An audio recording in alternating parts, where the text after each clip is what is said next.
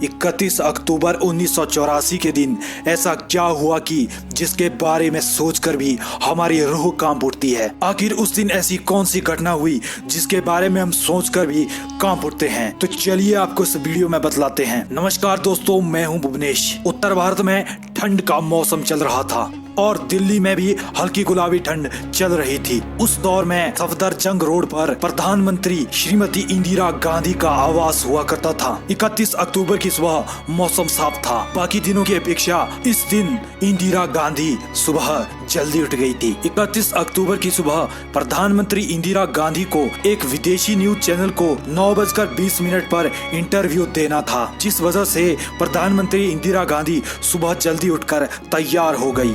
दरअसल ये विदेशी न्यूज चैनल प्रधानमंत्री इंदिरा गांधी के ऊपर डॉक्यूमेंट्री बना रहा था। इस तरह श्रीमती गांधी सुबह जल्दी उठकर तैयार हो जाती है। इंटरव्यू की जगह भी इनके आवास के साथ ही थी, जिस वजह से ये अपने आवास से इंटरव्यू देने के लिए पैदल ही रवाना हुई। जैसे ही प्रधानमंत्री इंदिरा गांधी गेट पर पहुंची तो इन पर अंधाधुंध फायरिंग शुरू हो गई। हैरानी की बात तो ये रही कि इन पर गोलियां चलाने वाला कोई और नहीं, इनका पर्सनल बॉडीगार्ड था, और जिसके बाद सफदरजंग रोड लहूलुहान हो गया। दरअसल हैरानी की बात तो ये रही कि प्रधानमंत्री इंदिरा गांधी को मारने की साजिश बहुत पहले से रची जा चुकी थी। इंदिरा गांधी को मौत के घाट उतारने वाली इस साजिश को ऑपरेशन ब्लू स्टार नाम दिया गया था। आखिर क्या था ये ऑपरेशन ब्लू स्टार और किन व्यक्तियों ने प्रधानमंत्री इंदिरा गांधी को मौत के घाट उतारा, जानने के लिए बने रहे वीडियो के साथ। भारत को आजाद हुए अभी थोड़ा ही समय हुआ था। आजाद भारत में सभी लोग मिलजुल कर रहने लगे। वैसे भी मुसलमानों को पाकिस्तान मिल गया था और बचे हुए हिंदू और सिखों को हिंदुस्तान मिल गया। लेकिन इन सब में सिखों का एक ऐसा वर्ग भी था जिन्हें ऐसा लगता था कि उनके साथ नाइंसाफी हुई है। इन्हें एक ऐसा भ्रम हो गया था कि इन्हें लगता था कि हिंदुस्तान तो सिर्फ हिंदुओं का है। दरअसल ये चाहते थे कि सिखों को एक अलग मुल्क दे दिया जाना चाहिए जहाँ केवल सिख ही रहते हो। 1970 का दशक एक अजीब दौर से गुजर रहा था। पंजाब को खालिस्तान बनाने की मांग जोर पकड़ने लग गई थी। इसी दौर में पंजाब में अकाली दल की सरकार, अकाली दल भी यही मांग कर रहे थे कि पंजाब को खालिस्तान बनाया जाए। सत्ता में आने से अकाली दल इंदिरा गांधी पर बार बार दबाव बना रहा था। अकाली दल मांग कर रहा था कि पंजाब को एक अलग देश बना दिया जाना चाहिए, परंतु इंदिरा गांधी ने अकाली दल की इस मांग को सिरे से खारिज कर दिया और अकाली दल इंदिरा गांधी के सत्ता से हटने का इंतजार करने लगे। लेकिन हुआ इसके विपरीत। 1980 के चुनावों में इंदिरा गांधी फिर से बहुमत से सरकार बनाने में सफल रही, जिससे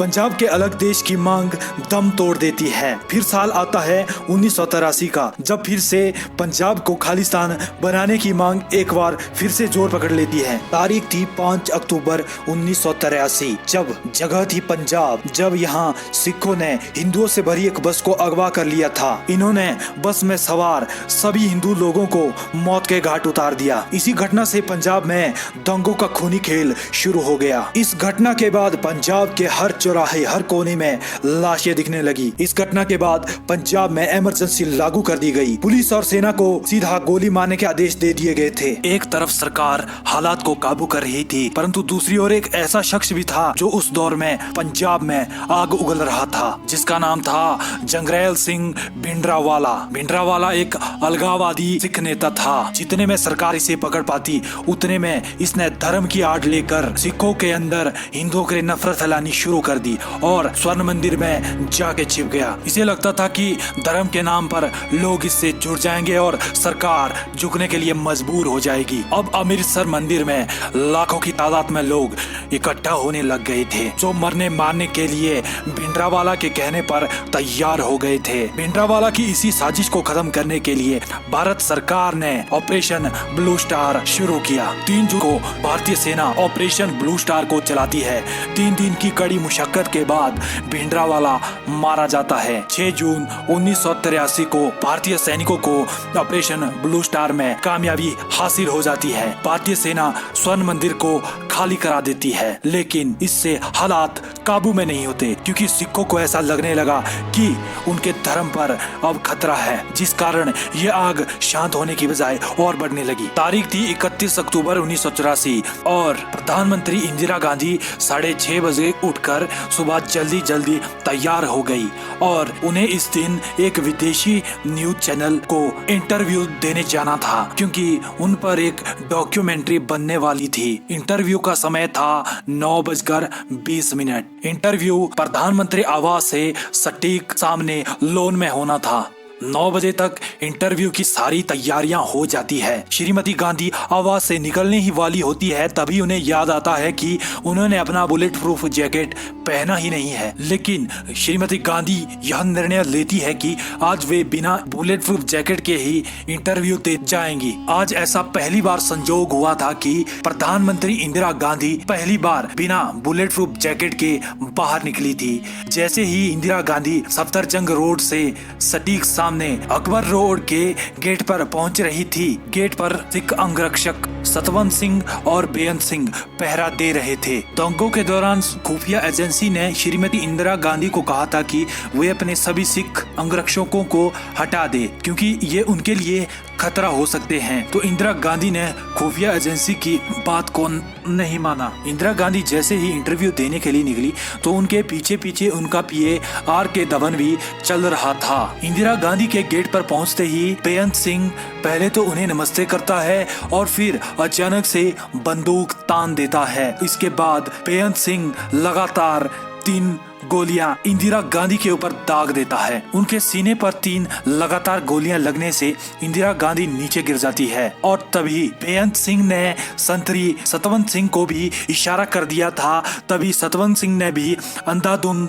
फायरिंग कर दी श्रीमती इंदिरा गांधी जी के ऊपर। तभी वहां मौजूद एसीपी दिनेश चंद्र बेअंत सिंह को मौत के घाट उतार देते हैं, लेकिन सतवंत सिंह को 13 गोलियां लगने के बाद भी वह जिंदा था। 9:17 पर इंदिरा गांधी को गोलियां लगती है और 9:30 पर इंदिरा गांधी को एम्स अस्पताल में भर्ती किया जाता है। डॉक्टरों की एक टीम इंदिरा गांधी के शरीर से गोलियां बाहर निकालती है। श्रीमती इंदिरा गांधी के शरीर से एक के बाद एक 7 गोलियां निकलती है। श्रीमती इंदिरा गांधी को बचाने का जिम्मा 12 डॉक्टरों की एक टीम के पास था। उनका लीवर गोली से छल्ली हो गया था और उनकी बड़ी आंत और छोटी आंत में भी गोली लगने की वजह से काफी नुकसान हुआ था। उनकी रीढ़ की हड्डी में भी गोली लगी थी। 4 घंटे में उनका बहुत ज्यादा खून बहा, लेकिन खून का इंतजाम भी कर दिया गया। लेकिन श्रीमती गांधी के हालात लगातार खराब होते जा रहे थे। डॉक्टर भी यही मान बैठे थे कि गांधी का बचना